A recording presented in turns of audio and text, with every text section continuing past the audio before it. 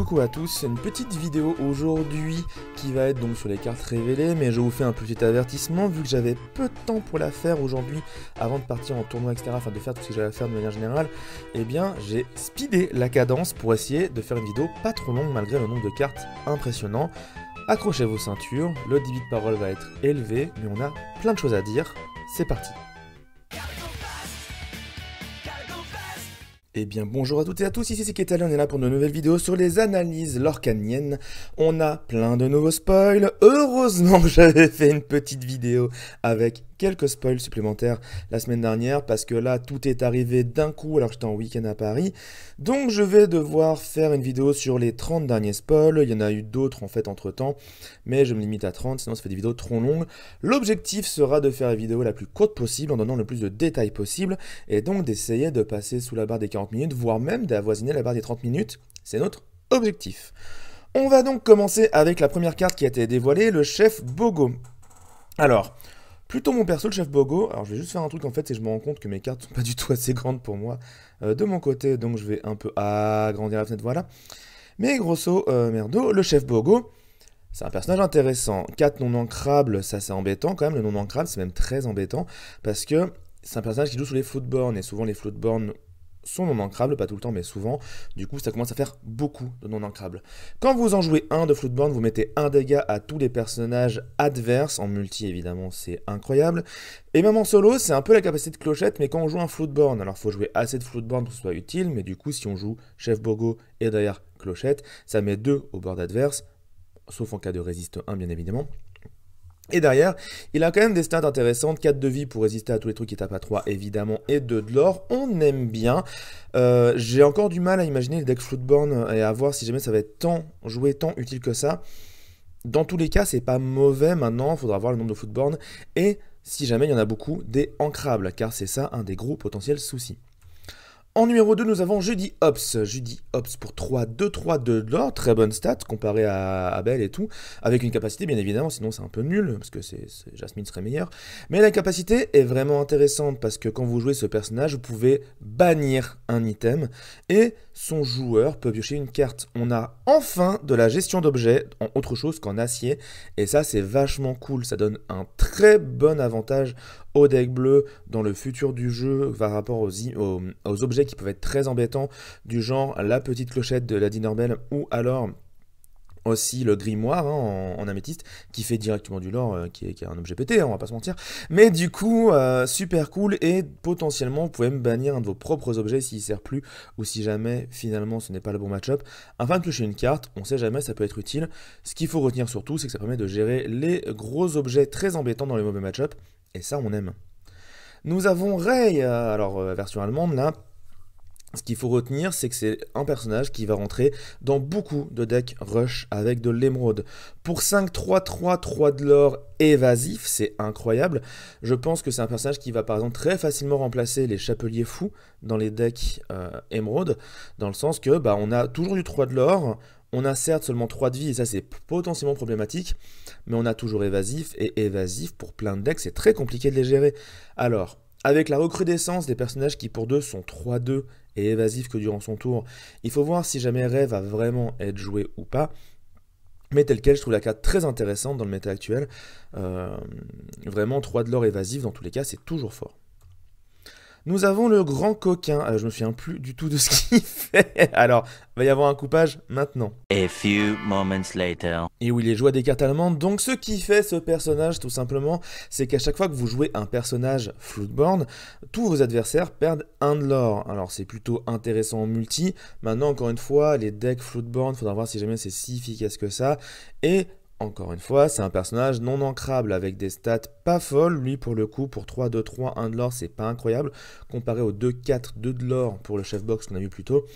Je suis pas fan du tout de la carte. Faire pas d'or à l'adversaire, c'est une capacité pas inintéressante, surtout dans les decks contrôle. Mais pour ça, il faut jouer du floatborn, il faut en jouer suffisamment, il faut que ce soit intéressant dans le deck. Tel quel, là, pour l'instant, ça me dit pas grand chose. Nous avons les 7 nains restants et on commence par Prof. Alors la carte est un peu mal coupée, j'en suis désolé, il faudra que j'essaie de trouver une meilleure qualité potentiellement. Donc peut-être que pour vous c'est nickel, en tout cas là pour moi la carte elle est pas super bien mise. Mais ce qu'il faut retenir c'est que quand ce personnage part à l'aventure, vous payez 1 de moins pour le prochain personnage ce tour-ci, c'est une capa ultra forte. Prof, ça va être un staple dans tous les decks Ambre. Et quand on dit staple dans un jeu de cartes, cela veut dire que on parle grosso modo de cartes qui seront jouées quel que soit le deck. Là pour 3 on a une 2-3 avec 2 de l'an, encore une fois c'est une bonne capacité, c'est des bonnes stats si jamais on a une bonne capacité derrière. Et là on a une capacité incroyable parce que vous, du coup vous jouez doc au tour 3, du coup au tour 5 vous allez ancrer, passer à 4 d'encre, envoyer doc à l'aventure et à pouvoir jouer un personnage à 5 sans même avoir utilisé une carte de votre main pour faire une encre supplémentaire. Ou avoir fait du ramp, ou jouer des personnages avec des mauvaises stats, etc. Je veux dire, Doc, tant qu'il a envie, c'est comme si vous avez joué Mickey détective, sauf que là, bah, on a 2 d'attaque au cas où, et on a 2 de l'an derrière. Donc non, vraiment, Doc, un excellent personnage, et évidemment, dans un deck qui veut jouer les 7 nains, et qui veut jouer tous les nains très très vite, et avoir beaucoup de pièges derrière, et bien Doc est un super ajout. Mais même en dehors de ça, il est très bon. Et nous avons enfin Timide, Timide qui est incroyable parce que pour 4, 5 de vie, 3 de l'or, faut aller le chercher le petit Timide. Mais Timide ne peut pas partir à l'aventure tant que vous n'avez pas au moins un autre des 7 nains en jeu. Du coup dans les decks 7 nains il va être super fort parce que c'est un très bon personnage qui fait du lore. Et on voit que finalement le deck est assez complet, on a certes beaucoup de personnages qui partent attaquer l'adversaire, mais on a aussi des personnages complètement capables de faire beaucoup de lore. Tout ce qui manque au deck c'est de la pioche. Et en jaune, on peut trouver des solutions, voire même pourquoi pas en ambre acier avec ce rêve bleu. Le chat Cheshire, alors j'adore ce personnage, mais ça va être tellement dur à jouer. Mais pour 8, ancrable, très important, un floodboard ancrable qui peut être joué tour 5 d'ailleurs, potentiellement avec le shift. 5-6 de l'or, il est évasif, mais en plus vous pouvez l'incliner pour bannir un personnage endommagé. J'adore cette carte, je sais pas si ça va être jouable, mais c'est encore une fois typiquement le genre de mécanique que j'adore jouer, le fait de pouvoir bannir des personnages endommagés. De manière générale, le fait de pouvoir agir sur les personnages endommagés. Et du coup, bah là, on a un personnage très bon, je trouve. Évasif va lui permettre de pouvoir faire sa capacité en étant tranquille. 6 de vie avec évasif, c'est une purge à aller chercher. Il faut forcément utiliser des actions ou des capacités qui bannissent directement les personnages, parce que sinon ça prend trop de temps. 2 de l'or derrière, donc même en cas de manque de personnages à bannir, il est toujours utile. Vraiment, j'adore ce personnage. En combo avec un Robert des Bois et un pistolet, c'est un bannissement par tour. C'est super fort. Et si jamais vous avez besoin d'un évasif avec un peu de l'or en plus dans votre deck, et bah pourquoi pas. Nous avons Nothing to Hide. J'adore cette carte, c'est super fort. Encore une fois, les cartes actions qui coûtent pas cher sont en général pas très jouées parce qu'elles apportent pas assez de valeur. Par contre, si jamais elles permettent de piocher et donc si elles se remplacent, ça vous permet de jouer votre deck de manière bien plus optimale parce que ça le fluidifie. Plutôt que de jouer en 60 cartes, vous jouez comme si c'était en 56 cartes, en payant 1 de temps en temps, parce que vous allez plus vite choper vos meilleures cartes, vos meilleures solutions. Sauf que là, en plus, vous voyez la main adverse, mais c'est une capacité forte dans les jeux de cartes de base. Et là, de le mettre pour 1, et en plus, ça pioche, mais ça veut dire que la capa est méga forte. Dans d'autres jeux de cartes, l'effet aurait coûté plus cher et il y aurait eu par exemple des versions à 1 qui auraient dit ah l'adversaire vous choisissez 3 cartes et vous choisissez et vous montez ces 3 cartes là ou des moyens d'avoir la capacité de voir la main adverse mais de manière détournée ou conditionnelle. Là non, là c'est juste méga fort. Ça va être ultra utile dans les match-up contrôle ou dans les match-up contre l'adversaire si vous vous demandez si jamais il a son reset en main ou pas pour savoir si vous pouvez vomir votre board ou pas. Bref, très bonne carte et très bon T1 pour le coup. Nous avons Cruella des Villes pour 5, 4-3 avec 2 de l'or, qui donne moins 2 d'attaque à un personnage adverse quand elle part à l'aventure. C'est pas une mauvaise capacité parce qu'elle peut le faire à chaque tour, donc c'est un très bon moyen d'affaiblir les personnages adverses. Dans un deck soin, ça peut être très utile pour blesser un tout petit peu ces personnages et être tranquille derrière. Dans des decks un peu plus rush ou mid-range, on va dire, un peu aggro ou quoi que ce soit, vous pouvez avoir le moyen voilà, de baisser un peu les stats de la table adverse pour faire vos défis en étant tranquille de votre côté. Elle se shift à 3 et pour un tour 3, c'est un très bon tour 3 pour le coup. 4-3 2 de l'or, c'est excellent. Gros défaut comme d'hab, elle a 3 de vie seulement. 4-4 aurait été incroyable. Mais là, tel quel, c'est déjà super cool. Jafar, oh j'adore cette carte. Jafar, serpent cuirassé, qui a potentiellement une ref au dessin animé Aladdin, où il y avait une histoire, un épisode avec des mechas géants, je sais pas quoi, franchement il y avait un serpent géant. J'aime beaucoup l'idée, bon c'est pas du tout Jafar, mais l'idée est très sympa. Pour 4, 3, 4, ça ce sont des bonnes stats, parce qu'encore une fois on évite tous les trucs qui tapent à 3, et avec 3 d'attaque, quand on arrive tôt dans la partie, on peut éliminer énormément de cibles, on peut bannir énormément de personnages. Et avec un alter 2, vous pouvez le jouer tour 2. Alors, on n'a pas de Jafar tour 2 pour l'instant, enfin, Jafar à 1 pour l'instant. Mais même si vous jouez le futur Jafar qui arrive au tour 2 et que vous jouez ce gros Jafar là au tour 3, 3, 4, qui en plus vous fait piocher quand il bannit un personnage, c'est méga intéressant. Sachant que l'autre Jafar va peut-être devenir un staple acier, je pense que ce Jafar là aussi va devenir super cool à jouer. Justement, le fameux Jafar, qui est l'équivalent du Cruella des Villes, on l'avait déjà vu. Donc pour 2, 3, 2, 1 de l'or, il est insaisissable pendant son tour, c'est ultra fort. J'avais pas pensé à ça, mais en plus, ces personnages-là permettent de gérer les Pascal très facilement. Donc Pascal, c'est vraiment une carte qui, je pense, va sortir de la méta avec la recrudescence des dégâts directs et des personnages qui ont insaisissable pendant leur tour, qui arrivent tôt dans la partie. Donc profitez de vos Pascal tant qu'on est au chapitre 1, ça va pas être très joué dans le futur. Mais voilà, Jafar, pas grand-chose de plus à dire que ce que j'avais dit sur Cruella. La reine déguisée en mendiante. Alors, 3 non ancrables déjà c'est embêtant, 2-3 comme stat, pas de l'or. Alors je sais pas si c'est une erreur ou pas, mais pas de l'or, attention c'est compliqué. Et vous pouvez l'incliner pour choisir une carte personnage de votre main. C'est pas écrit, mais c'est quand vous choisissez une carte personnage pour la défausser, tout ce qui est défausse dans le jeu, c'est de la main. Donc vous choisissez une carte personnage de votre main et vous la défaussez, vous gagnez un nombre d'éclats de l'or égal à la valeur du personnage défaussé. Bah du coup, la reine, heureusement qu'elle a pas de l'or derrière, parce qu'il y a quand même des trucs assez sales à faire, on va pas se mentir. La reine, si vous jouez des personnages comme un Flynn qui va arriver dans pas longtemps, ou alors le fameux dingo à 4 de l'or qu'on a vu, bref, des personnages à 4 de l'or derrière, bah vous pouvez l'incliner pour faire 4 de l'or en défaussant une carte de votre main. Et si derrière vous avez des moyens de récupérer cette carte avec par exemple en nombre des Hades ou des Part of Your World, donc partir là-bas, bah il y a peut-être des choses à faire. Maintenant le problème c'est qu'elle s'incline pour faire ça, et elle a que 3 de vie, donc elle est très facile à cibler, elle est non ancrable. Donc je suis pas sûr que ça va être joué. Peut-être que des gens tenteront de faire le deck combo un peu justement la reine avec des trucs comme ça pour récupérer des cartes de la défausse. Je demande à voir. Je n'ai pas très confiance dans ce genre de deck pour l'instant. Nous avons le chasseur pour 2, 1, 1, 2 de l'or. Déjà c'est plutôt intéressant. 1, 1, 2 de l'or pour 2 avec une capa. Et en plus quand il a envoyé à l'aventure, vous pouvez piocher une carte pour en défausser une autre. Bon au final je suis vachement plus fan du chasseur que de la Cendrillon. Qui avait la capacité de Simba, c'est-à-dire pour 2 de 2, et quand elle rentre en jeu, on pioche, on défausse. Ici, on le fait qu'on part à l'aventure et c'est 2 de l'or, donc c'est plutôt cool. J'ai toujours l'espoir qu'un jour le deck full personnage 1 ou 2 sera jouable. Il y a des bons ajouts pour ce deck-là quand même dans les cartes récentes. Le problème, c'est que ça meurt toujours, surtout la bête, donc je pense que ça ne marchera jamais. Mais à noter quand même. Cusco pour 2, lame à rechercher. 1, 2, quand ce personnage est banni, pardon, vous pouvez piocher une carte. Je suis pas ultra fan parce que même si jamais vous pouvez l'utiliser pour attaquer un personnage en face, le bannir et donc piocher durant votre tour et voir ce que vous allez faire ensuite, ces stats sont pas folles. J'aurais préféré quand même 2-2 parce que là, 1-2, il va vraiment pas faire grand chose. Il y a toujours l'option de l'envoyer quêter à tous les tours pour faire un de l'or par tour et du coup essayer derrière de s'en sortir tout simplement en récupérant un peu de l'or et que s'il est banni, l'adversaire il va peut-être pas le taper tout de suite parce que vous piochez une carte. En vrai, c'est vraiment pas fou, il y a des personnages bien meilleurs qui ont été spoilés, mais on en parlera plus tard. Metribou pour 1, 2, 2, rien à dire, à part que c'est cool d'avoir des personnages de Winnie l'ourson en plus, voilà. Mais pour 1, 2, 2, je vais pas trop épiloguer dessus. Cendrillon, là par contre il y a des choses à dire. Cendrillon pour 1, 1, 2, 1 de l'or, Mélomane 3. Elle chante des chansons à 3 dès le tour 2, alors...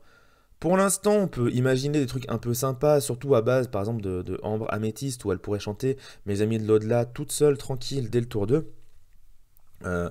C'est pas mauvais.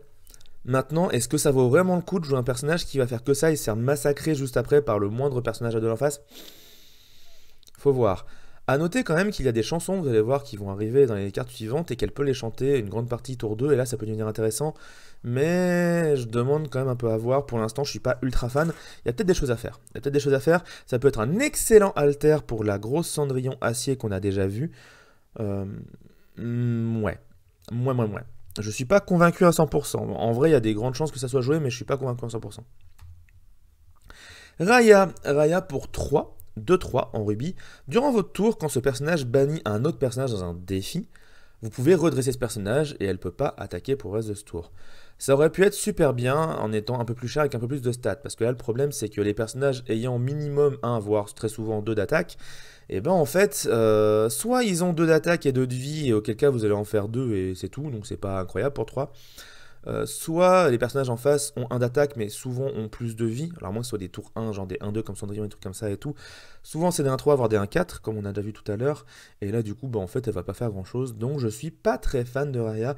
Il faut des personnages un peu plus tanky pour que cette capacité de pouvoir se redresser soit vraiment utile, je trouve, surtout si jamais on doit bannir le personnage d'en face.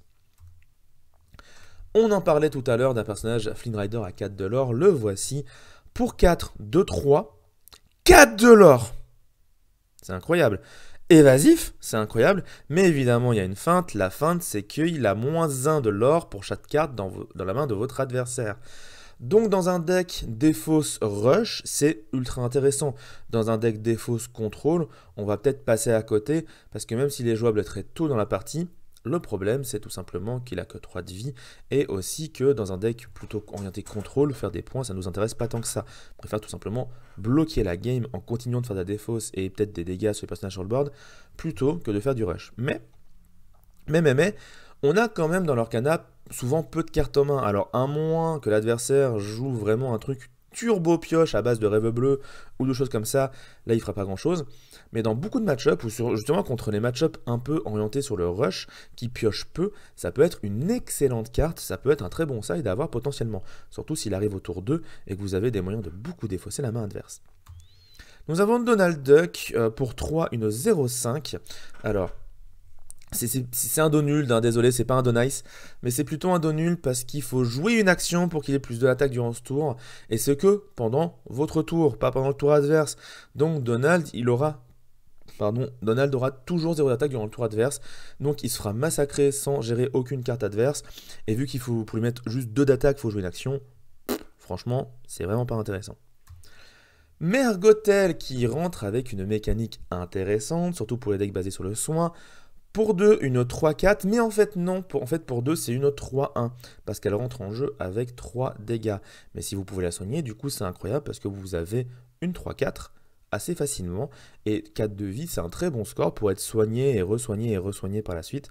Donc il y a peut-être des choses à faire avec cette Mergotel, avec des Urgouflex, des objets de soins de manière générale, d'autres cartes qui ont été spoilées mais dont je ne parlerai pas aujourd'hui. Mais voilà, il y a des choses à faire quand même. Mais à voir. En fait, est-ce qu'on préfère vraiment Mergotel avec du soin à côté? Si on joue du soin, oui, mais est-ce qu'il y a des decks rouges avec du soin qui vont se faire? Je suis pas sûr. Du coup, en fait, la mini qui pour 2 et 3-2 est bien plus intéressante la plupart du temps. Tis and Ambitious pour 2, une chanson pour 2, qui met 2 dégâts à un personnage à vous et qui met 2 dégâts à un personnage adverse. On a donc du dégât direct conditionnel en rouge, mais typiquement ce qu'on avait imaginé à base de je me mets des dégâts, je te mets des dégâts. Je suis sûr qu'un jour il y aura une chanson ou au moins une action en rouge qui sera tout simplement de mettre un dégât à tous les personnages sur le board. Et ce sera super cool comme carte. En attendant, vu qu'en rouge, on a certaines cartes qui jouent sur les dégâts qu'on s'est auto-infligés pour faire des choses. D'ailleurs, j'en ai pas parlé, mais Mergotel, excellent sacrifice pour la clochette, la petite clochette de dîner, la Dinner Bell, pour pouvoir piocher 3 cartes derrière. Du coup, c'est super bien. Ici, typiquement, c'est un peu la même idée. On va sûrement mettre 2 dégâts à un personnage à qui il reste 3 points de vie. Soit, donc pour mettre 2 dégâts à un personnage adverse, ça peut être très utile pour gérer les évasifs, mais en dehors de ça, l'idée générale, c'est de pouvoir optimiser les dégâts de son personnage en se disant, de toute façon, il va se faire bannir quand il va attaquer, donc autant lui mettre un seul point de vie, ou alors de le blesser au max pour utiliser la fameuse Dinner Bell, qui va être centrale dans les decks rouges au chapitre 2, j'en ai bien l'impression. Nous avons le piège de Ratigan. J'adore cette scène dans Basile, c'est une scène incroyable. J'adore les trucs en général dans les cartoons où ça rebondit, tel objet fait tel truc et tout, etc. Donc évidemment le début de Casper j'ai beaucoup aimé aussi. Et donc là c'est un peu la même idée. Dans le lore, maintenant dans les faits c'est compliqué. 3 non ancrables, ça c'est un immense défaut pour un objet d'être non ancrable, ça veut dire qu'on est obligé de le jouer. Après l'effet est fort, hein, parce qu'on le bannit pour faire perdre 2 de l'or à tous les adversaires. Encore une fois en multi c'est une carte incroyablement forte. En solo c'est compliqué parce que même s'il fait perdre 2 de l'or à l'adversaire c'est très fort comme effet. Là ça demande quand même de payer 3 non ancrables. En fait, le fait que ce soit un objet change pas grand chose parce qu'on va sûrement le faire le tour où on l'a joué.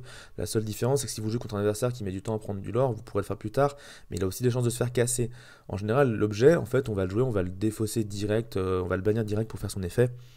Donc je sais pas pourquoi ils en ont fait un item pour l'instant, peut-être qu'un jour on verra l'utilité. En action, ça aurait été bien plus intéressant, d'autant plus avec les capacités peut-être en vert de récupérer les actions de la défausse. Nous avons une autre chanson, Let the Storm Rage On, donc une autre version de Libéré Délivré, et donc ça montre avec la carte précédente aussi, qu'on a vu tout à l'heure, Teeth and Ambition, que du coup en fait il y aura plusieurs versions des chansons avec des petits passages de dialogue à chaque fois. Et ça c'est une excellente carte je trouve. Le seul problème, c'est qu'elle est non ancrable. C'est une chanson pour 3 qui met 2 dégâts à un personnage ciblé, donc c'est bien plus cher qu'Allumer les mèches, mais en contrepartie, vous piochez une carte, et ça, encore une fois, c'est très fort.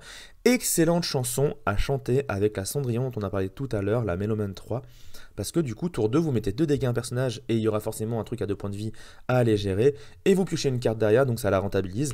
Là, le combo est vraiment cool. En dehors de ça, je sais pas si ça va être joué, parce que seulement 2 dégâts, je pense que la plupart du temps, encore une fois, on va préférer Fracasser qui met 3. On a vu qu'il y avait beaucoup de personnages à 3 de vie, qui vont être très importants à gérer. Peindre les roses en rouge, une autre chanson que je trouve intéressante, pour 2 chantables, donc chantables pour 2. Les petites chansons, il y en a plein en ce moment qui sortent, et ça c'est vraiment cool je trouve, parce que ça améliore un peu la mécanique, ça fait que plus de personnages peuvent chanter, et donc ça met un peu plus de décisions à prendre durant son tour. Jusqu'à 2 personnages prennent -1 d'attaque ce tour-ci, et vous pichez une carte, donc pour le tour 2, si vous avez un personnage de 2 en jeu qui veut gérer un personnage en face, ça se fait. Plus tard dans la partie, ça peut permettre de faire des trades de manière plus efficace, de pouvoir bannir des personnages adverses sur le défi de manière plus safe. Et du coup, bah, c'est une bonne carte, je pense que ça peut être joué. Après, on voit déjà que les places dans le chapitre 1 étaient compliquées dans les decks, dans le chapitre 2 ça va être pire. Les places dans les decks vont coûter très cher, et ça c'est le genre de carte que j'imagine bien malheureusement partir au niveau du cut.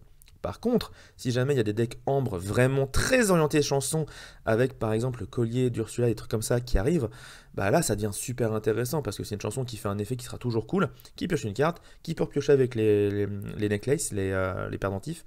Donc à voir, peut-être à voir dans des decks chansons. Go the Distance, on redresse un personnage qui ne peut pas passer à l'aventure et on pioche une carte. Bah voilà, allumer la flamme, allumer les flammes. Ça n'existera plus dans les decks malheureusement, parce que entre cette action pour 1 et cette action-là pour 2 chantables en plus, qui en plus fait piocher une carte, on préférera 100% du temps Go the Distance. Donc dites-lui au revoir, c'était sympa de jouer avec, déjà qu'elle était délaissée pour le fou sur le jeu. Bah là maintenant la question c'est est-ce que Go the Distance va remplacer le fou? Et ça c'est une vraie bonne question. You can fly, tu t'envoles, et ça c'est vachement fort. Votre personnage gagne évasif jusqu'au début de votre prochain tour. C'est pas que pendant votre tour vous pouvez taper les évasifs, non, c'est que pendant le tour adverse vous n'êtes pas attaquable. Et ça, il y a plein de cartes qui peuvent en profiter, mais de fou. Pour seulement 2, c'est chantable, je trouve que c'est une carte trop folle. Je trouve que c'est ultra cool. Et j'ai déjà des envies de peinture avec Mergotel. Lui donner évasif et dire à l'adversaire bah alors tu peux pas partir quêter. Donc voilà, sachant que du coup elle serait attaquable que par les évasifs et que les évasifs en général ont les stats un peu moisis. Donc j'ai des envies de peinture complètement folles avec ce genre de cartes. On verra ce que ça donne. Il faut des decks pour tourner autour bien évidemment. Il faut des choses intéressantes. Il faut des personnages rouges ou d'autres couleurs en combo à protéger absolument. Mais il y a des choses à faire, c'est sûr et certain qu'il y a des choses à faire avec cette carte un jour. Strength of the Raging Fire, la force d'un volcan, c'est comment déjà il y en a un qui a un volcan, je sais plus ce que c'est. Ah, j'ai plus les paroles de Comme un homme en tête, dommage. Mais pour 3 chantables, encore une fois c'est une chanson, vous infligez des dégâts à un personnage équivalent au nombre de personnages que vous avez en jeu. Alors ça, vous venez de voir le tournoi donc qu'on a eu à Lyon à Trollune avec le Winnerbox. Vous avez vu les tables que pouvaient faire les decks embrassiers en mode Rêve Bleu, Stitch, Rockstar, etc. Et bien évidemment, ça va être un excellent ajout qui pourrait remplacer sans trop de problème les fracassés dans les decks embrassiers qui cherchent vraiment à vomir sur le board. Pour les autres decks, je suis pas sûr. Ça reste une carte ancrable et ça c'est vraiment sa grande qualité, c'est que c'est ancrable et une chanson. Maintenant, en dehors des autres decks qui vomissent beaucoup, je pense qu'on préfère fracasser pour être sûr et certain de pouvoir revenir. Faut pas oublier que dans les jeux de cartes, il y a des cartes qui vous permettent de revenir dans les parties que vous êtes en train de perdre, et elles sont souvent préférées aux cartes qui vous donnent un avantage quand vous êtes déjà en train de gagner. Et cette carte-là ressemble un peu trop à une carte qui vous donne un avantage quand vous êtes déjà bien, vu que vous avez du board a priori. Maintenant, faudra voir. Je pense quand même qu'elle rentre dans les decks embrassiers sans trop de problèmes. Jiminy Cricket pour 2-1-2 évasif avec 1 de l'or. Déjà, c'est intéressant parce que c'est un petit évasif qui va pouvoir faire des points à chaque tour. À noter tout de même une chose, c'est que maintenant qu'il y a des 3-2 pour 2 qui ont évasif pendant leur tour, les évasifs qui coûtent pas cher vont avoir de sérieux problèmes quand même. Mais ce qui est intéressant aussi, c'est que quand on joue ce personnage, si on a Pinocchio en jeu, on peut piocher une carte. On a vu qu'il y avait des Pinocchio intéressants à jouer, en particulier celui qui est à 2 avec 3 de l'or. Donc ça peut être une solution pour des decks violets qui veulent faire du rush, d'avoir un petit évasif comme ça, qui vous fait piocher quand il rentre en jeu, et il partira faire un peu de l'or. Pourquoi pas. L'ombre de Peter Pan. Alors ça, un jour, pareil, c'est un truc qui va plier le jeu. Pour 4 non ancrables, et Dieu merci c'est non ancrable, 3-2 de l'or, c'est déjà des stats pas dégueu, en vrai, d'avoir de l'or, avec évasif et avec rush. Alors, le rush, il servira pas à grand chose. Parce qu'en vrai, 2-3 rush, t'as 2 de l'or, non, tu vas pas aller rush. Tu vas juste aller faire clairement tes petits 2 de l'or en étant insaisissable à chaque tour. À la limite, si jamais il y a un Jiminy Cricket ou un Pascal, ou voilà, un petit personnage, un 1 d'attaque, 1 de vie ou pas loin, qui est en jeu, tu pourras aller l'attaquer avec l'ombre de Peter Pan, il n'y a pas de problème. Mais sinon, non. Par contre, le fait que tous les autres personnages qui ont rush, donc charge en français, gagnent insaisissable, ça c'est méga fort. Rafiki insaisissable. Zeus de l'or insaisissable. Je veux dire, on a des trucs en violet déjà qui ont charge et qui sont extrêmement efficaces. Mais faut pas oublier une chose, c'est qu'il y en a d'autres qui ont des trucs intéressants. Alors, je pense à la montre à gousset qui peut donner rush, donc charge à votre personnage. Mais c'est que pendant votre tour. Donc ça c'est un peu dommage, sinon ça aurait pu être vraiment craqué de ouf de donner rush et donc insaisissable à des personnages avec beaucoup de lore. Mais ça peut quand même donner rush et donc insaisissable à des personnages qui veulent aller taper de l'insaisissable en face, ça peut être cool. De manière générale, c'est une très bonne carte qui peut à elle-même en fait monter un deck toute seule. C'est-à-dire que vous avez votre deck violet-rouge qui du coup n'est plus un deck contrôle là mais qui peut être un deck rush. Rush dans le semble, je cherche à faire des points vite. Et du coup, vous allez à la fois casser un peu le board adverse avec vos personnages qui ont charge et qui sont très forts en combat en général, mais derrière, si jamais ils n'ont pas combattant et qu'ils ont un peu de lore, ils pourront faire des points tranquilles une fois que vous aurez cassé le board adverse. Et sans se faire attaquer, sans avoir trop de problèmes. Moi, je trouve ça super intéressant. Votre Rafiki, qui jusqu'à maintenant vous servait à attaquer un personnage et souvent à rester en vie, et qui derrière se faisait avoir par le moindre truc qui passait, bah là, il peut partir chanter ou partir à l'aventure tout en étant protégé. Je trouve ça super intéressant. Maintenant, il faut voir s'il y a des decks qui vont vraiment en profiter à 100%. Et enfin, Raya, Leader of Earth. Raya pour 6, 5-3 de l'or, qui est un shift 4. On a vu qu'il y avait d'autres Raya, mais pas forcément les plus intéressantes, donc je ne sais pas si jamais le shift sera tant joué. Par contre, elle a une capacité intéressante, c'est que si jamais elle fait un défi à un personnage endommagé, elle ne prend aucun dégât lors du défi. Donc, peut-être à jouer en rouge-gris, avec un deck qui met des dégâts directs à l'adversaire pour ensuite pouvoir taper avec Raya sans prendre de dégâts. Le gros défaut de cette Raya, en fait, c'est qu'elle a 3 de vie et que du coup, même si jamais elle attaque un adversaire et prend aucun dégât, elle sera bien trop facile à contrer le tour d'après. D'autant plus, c'est un peu dommage de vouloir attaquer avec alors qu'elle a 2 de l'or, alors qu'elle peut faire du lore derrière. Toujours le problème, encore une fois, des personnages qui ont 2 de l'or, c'est que, en fait, cette Raya-là, vous lui enlevez 1 ou 2 de l'or, vous lui rajoutez, enfin vous lui enlevez 1 de l'or, vous lui rajoutez 1 point de vie, elle devient méga intéressante. Parce qu'à 4 déjà là c'est beaucoup plus difficile d'aller chercher les personnages. Donc il y aurait beaucoup plus de choses à faire. Et donc voilà, je me suis limité à 30 cartes, je sais qu'au moment où la vidéo sort, il y en a plus qui sont déjà sorties. Que ça soit les cartes des decks starter ou alors les cartes tout simplement aussi des decks... comment dire, les cartes des dextateurs ou des cartes même spoilées, dévoilées de d'autres manières. Je me suis limité à 30 pour essayer de faire une vidéo en dessous des 30 minutes. Et là, on va être à 31-32 avec cette espèce de petite conclusion. Et aussi, bien évidemment, l'intro que j'aurais faite. Mais donc voilà, pour le reste des cartes, on fera d'autres vidéos ce week-end. La semaine prochaine, on aura plein de vidéos de révélation de cartes du coup, vu que ce week-end, je vais carburer sur le sujet. En attendant, moi, je vous fais des bisous et je vous souhaite une bonne journée. Ciao tout le monde.